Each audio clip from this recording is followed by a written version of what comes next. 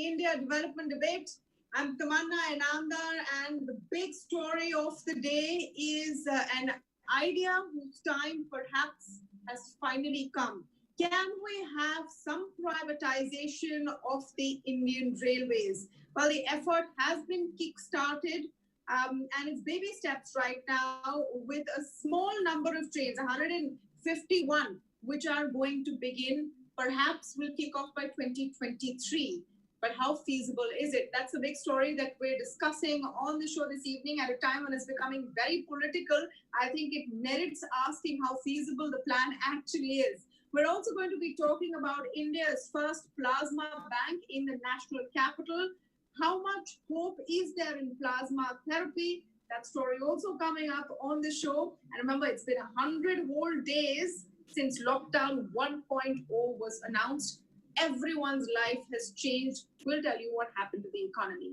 But first, the big story today is privatization of the railways. The railways have finally kick-started its plans to allow private entities to operate passenger trains, so 151 modern trains initially. The project is expected to garner about 30,000 crore rupees, and it will be just about 5% of the operations. The chairman of the railway board held a press conference today to explain how it would all work. Now, of course, the first question that comes to mind is what would happen to the fares? And that's the question that has taken a pretty political turn, with the opposition asking whether the lifeline of the poor will also now be hampered. Fares is a very important part of the equation, because if you flip that question the other way, if private entities are not allowed to get the right fare, will it really make sense for them to enter this business? So we're going to talk about all aspects of this today, and we have the best possible people to talk about it. We have Mr. B.M. Mathur, who's former railway board member.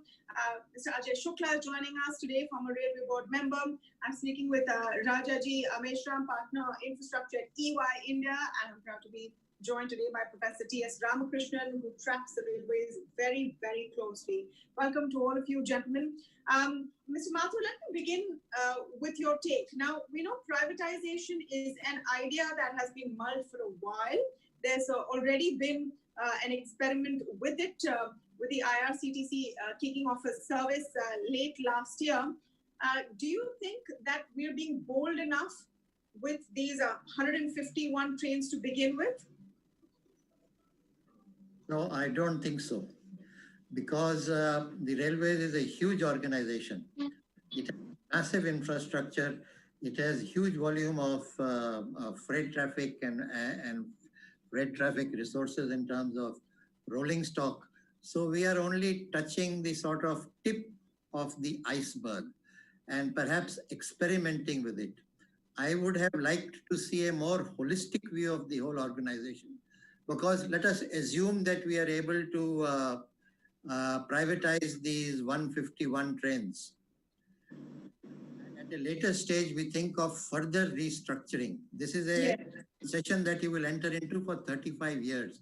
And if you want to look at restructuring the railways in a much larger fashion, this will become a small hindrance. You will have to, in any arrangement, accommodate this because you have entered into a concession for 36 years. So this is one particular problem which has, and the second issue which before going in for a concession is, we don't have a regulator. I have had the privilege of looking after a railway public-private partnership for 5 years, from 2009 to 2014 of a project. And in that what happened, all the agreements were sort of loaded in favor of the railways. And getting those issues rectified became a very difficult task, particularly as there was no regulator. So I think before we enter into new concessions, it is more important that the railways appoints a regulator. All right. So regulator is one part of it, but I want to come to the crux of the matter. Mr. Shukla, what about the fares? What about the fares? Because, you know, that's the number one question that everyone's wondering. On the one hand, the railways is the mode of transport for every Indian, the poorest of the poor, right? On the other hand, it desperately needs modernization, and we know that the fares have been heavily subsidized all of this time. Okay, Tamanna, before I come to the issue of fares, let me put it into the perspective.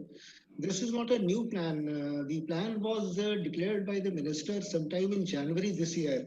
Yes. And in fact, on 9th of January evening, there was a discussion on your very channel on this very subject in which I was also there. So you can imagine that the railways have taken more than 6 months to issue a notification. How long Yeah, they? I mean, we can give them a little leeway because Okay. coronavirus hit. Okay, that's fine. Now coming to your main part about fares. Now you imagine the costs which have already been given in the notification that they will have to bear the haulage charges and the energy charges in addition to the haulage charges. They will have to do the maintenance and the capital cost of purchasing all the coaches and everything. I do not imagine any private company coming into the present situation unless they are able to raise very high fares. When you raise fares, what happens? Look at the two trains, Tejas, which were introduced. Do you know what is the occupation of this train when they are finally cancelled? They are not running anymore, as I understand. Their occupation was 30 to 40% because of the high fares, and they had to be cancelled. Now, railways as well as the private company, they are in a fix what to do because they have entered into certain agreements. Because of such issues involved, I do not expect private companies to come and spend so much of money by investing into a venture which is not likely to succeed. Yes. If fares go up very high, what good it is going to the common man? Even with No, but when you say very high, how high? Give us a sense, Mr. Shukla, on the fares, and you're absolutely right. This proposal was first floated in January. At that time, there was a list of 18, 19 companies whose names were doing the rounds. But this is a very different world. Like I said in the beginning, it's pre-COVID, it's post-COVID. This is a post-COVID world. But when you say high fares, how much higher? Why would, for example, there not be a market for a well-maintained train with better facilities from the same people who take flights? You know, Tamanna, already our AC1 fares were higher than the airfares, and our AC2 fares were comparable to the airfares. All this privatization is going to do is perhaps maybe it may be something good. It might revive the air industry because the entire traffic will go to air. But this is not going to do any good for the railways and absolutely nothing. I mean, ultimately, my question is very simple. What has the common passenger got to gain out of it? Who is going to pay more fare when you don't get? Okay, I will let Professor S Ramakrishnan answer that because Professor Ramakrishnan, I know you have batted for privatization for a while. Two very important questions that have been raised by Mr. Mathur and Mr. Shukla. So when Air India alone was operating in India, we know the fares, how much it was. And only when the competition came and only when the private players were allowed to operate, the fares have come down. Till that time, actually, it was only, I mean, the flight travel was only for, top bureaucrats, industrialists, cinema actors, cricketers, like that. Now, actually, because of privatization and the entry of private operators, we were able to do that. So this is, you can't expect anything have to happen immediately, but only when you bring privatization. Because look at the quality of road, buses that has increased in the last 10, 15 years. Volvo buses were introduced with terrific ride quality. Have they introduced such trains in by Indian Railways? No. Only when you allow competition, because it's monopolized. It's completely monopolized. I'm asking one simple question. If somebody is falling ill, is there anyone in the train to offer emergency medical services to him? The private player can do that. The private player can be very imaginative and he can do that. And it is, you leave the space to him. Let him imagine and come out with the services that he can offer for the value for so that it is value for money. It is we don't have to pre-conclude now itself that nothing will happen, everything will go to doom, and Indian Railway only is capable of running private trains, and nobody else is capable of doing it. And moreover, when it comes to, I accept one point. No, the question is, will the private players be allowed to run it as a business enterprise? Rajaji Meshram, I think that's the big elephant in the room that nobody is talking about. Today, the chairman of the railway board said that there will be competitive fares, etc. But can you really get into this business if you're going to have a Hawkeye over you and a leash? And like in the case of the Tejas Express that Mr. Shukla is saying, when fares were hiked, they didn't have takeouts. So I think from what I understand of the scheme, what the railways has imposed on the private sector is the haulage charge. So when you say that they're going to have a hawkish kind of a view, my understanding is that the private sector player is going to have full freedom as far as the tickets are concerned and the fares are concerned. So the question really boils down to whether they will come up with a value proposition which will get them the ridership. So the clusters that have been chosen are in such a way that do have a very good patronage. If you look at the point that Mr. Ramakrishnan is making, if you look at the introduction of rolling stock in our country, there are only two major designs of trains that people are privy to and sit in. One is the ICIF design, which is ages old, and recently there is an LHB coach design, which is the one which you see in Shatabdis and Rajdhanis. Now, this particular scheme, and it's just 150 of them, will enable much better design to come into our country. And I think that is one of the important points that this particular mechanism is enabling. So, if you take an example of the locomotive sector, there are two very modern, very high power locomotives that have been introduced into the Indian Railways. Now, had it gone through a traditional route of approvals, transfer of technology, etc., it takes many of the projects actually don't see the end of the light of the day. But this particular mechanism will actually encourage people like Talgo, who have actually proven that on the same track of the Indian Railways, they can shave off 3 to 4 hours between Delhi to Mumbai. So these kind of technologies which are available and which the Indian citizen is not able to benefit from, the privatization of 150 trains will enable. Okay. So what is the problem then, Mr. Shukla? What is let them experiment, let the Indian consumers also have an option?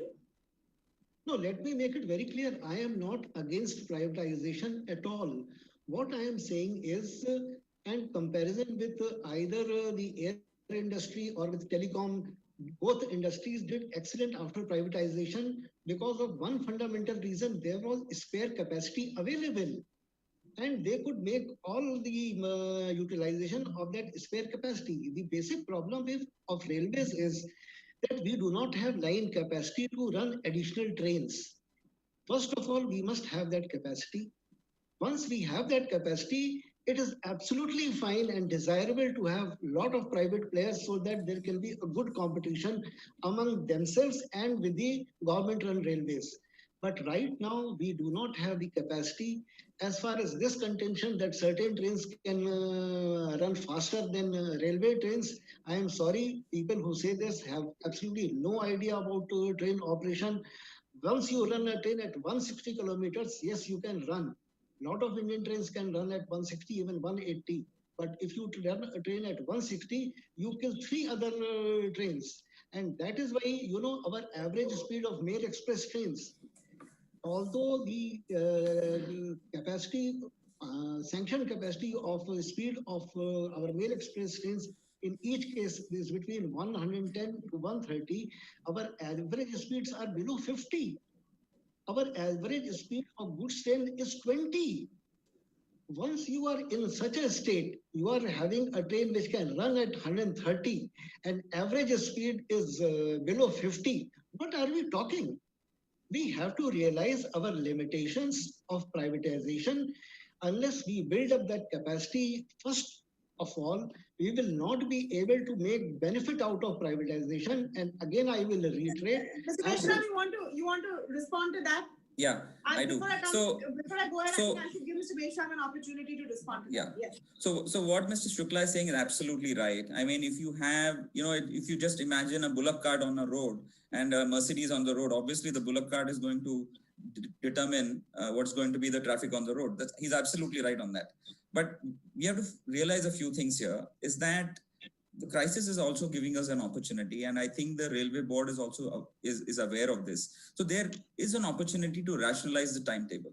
I mean, there are many trains that have been introduced not because the railway board and the railway officers wanted them, but because there were different reasons that trains which were not efficient, which were stopping at every station, were being introduced, and they of course brought down the speed. State elections, listen, let's not forget in the middle of all of this that which trains run and where they run still continues to be a very politically charged decision, and perhaps it's important to give those options to everyone. Yeah, you're right, but the point is that right now, if you want to optimize, because see, the road traffic in our country has improved dramatically. So at a national level, there needs to be a thought process of what is best delivered by air, what is best delivered by road, and what's best delivered by rail. And this crisis gives us an opportunity to do that. So that's one important point that we have to look at. The other point that he made was that on the fares, right? So again, I think if you look at the dedicated freight corridor, now when that comes into action, two very lucrative routes, which is Delhi to Mumbai and Delhi to Kolkata, actually get freed up. A lot of capacities on those congested routes gets freed up. So there, the contention that there's no lack of capacity will actually go away. So these are routes which can be chosen by the private sector for their higher potential of introduction of these private trains. Okay, Mr. Mathur, how do you weigh in? I mean, clearly, theoretically, I don't think anyone's against the idea of privatization.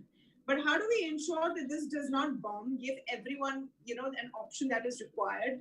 And why don't we also, look at a new consumer segment that could open up, which might be willing to pay higher fares for better comfort on certain routes? Yeah, one issue that we have missed out so far, in any transport system, one is the quality of service, the comfort on the train, the kind of catering that you have, the kind of berths and sleeping arrangements and so on. The second, which I think is now more important, is speed. Now, you have to reduce the journey time. So if a private sector is coming in, one key element has to be reduce the journey time. As Rajaji mentioned, there is a possibility on these routes if you get in different types of rolling stock. And I think we should give that a chance. The second thing we are talking, there was mention of locomotives. As I envisage it, these will not be locomotive trains. They will be self-propelled trains without any locomotives, like our electrical multiple units. So in that, the haulage charge element comes down drastically. It gets restricted to actually only the energy charges. So there is a possibility of improving speeds, but as again Rajaji mentioned, only on two corridors, that is Delhi to Bombay, Delhi to Calcutta, after the freight corridors have been introduced. I am all for trying this out and bringing in the private sector. But the private sector has to face this challenge that the fare that they can charge has to be between what the railway already charges and airfares. So the margin is very, very slim. That is the challenge the private sector will face. The second element is the relationship between the railways and this. The railways is saying the private sector has to ensure punctuality, whereas substantial portion of the punctuality is in the hands of the railways because they control infrastructure. If a signal fails, who gets penalized for that? If there is some problem on the track or a block has to be given for maintenance, who will get penalized? So both the railways and the private sector, when they come Mr. Mathur, may I ask you a question? Yes. This clearly is an idea that has been mulled for a long time within the railways as well. Where has the hindrance come from so far? Well, if you look at from a railway perspective, the main hindrance is moment you put in passenger trains, your freight trains, which is the bread and butter of Indian railways, gets adversely affected. 67% of the earnings of Indian railways comes from freight. As Ajay had said, there are severe line capacity constraints. And if you push in more passenger trains there, your freight business gets hit very adversely. But I acknowledge it is possible where we are building freight corridors, that is Delhi-Bombay route and the Delhi-Calcutta route, where we should definitely try it out. Absolutely. Mr. Ramakrishnan, your thoughts on how we can ensure this is a success and whether you think that there will be an appetite for, the higher fares perhaps, but better quality service, or like some of the participants have said, private players will have to keep fares within their very tight bands to actually succeed. Yeah. So first, I would like to reply to Mr. Mathur. I agree with him on regulator dimension. Indian Railway should require regulator, because once you bring private player, there should be a mechanism for clearing the disputes between the private player and the railways. And railway cannot be a facilitator as well as cannot be the lawyer as well as the judge. So that is, I agree fully with him that we need a regulator, and it was planned during Suresh Prabhu's times, but somehow it has not happened. So that is very much required, and the government should aim for creating a regulator in the next 1 year before things are on the move. With reference to what Mr. Ajay Shukla said, he told about speed differential, which is causing the Mail Express trains to run at a speed of less than 50 km per hour. We know that. Indian Railways knows that, and we also know that. But the point is, in the last 10 years, if you look at the traffic because the passenger trains have to be classified into two categories. One category is called ordinary trains, what we call it as slow moving passenger trains, which run at a average speed of 30 km per hour, which stops at every 10-15 kilometers and which will run for a distance of around 200 kilometers. Then the next one is Mail Express trains, and then premium trains like Rajdhani, Shatabdi and all. If you look at the traffic data in the last 10 years, the patronage for ordinary trains, slow-moving passenger trains, have come down drastically, even in the states like UP, BR, where we think that people will always opt for passenger trains because it is very cheap and all. Why? Because the road network has improved enormously in the last, 20 years.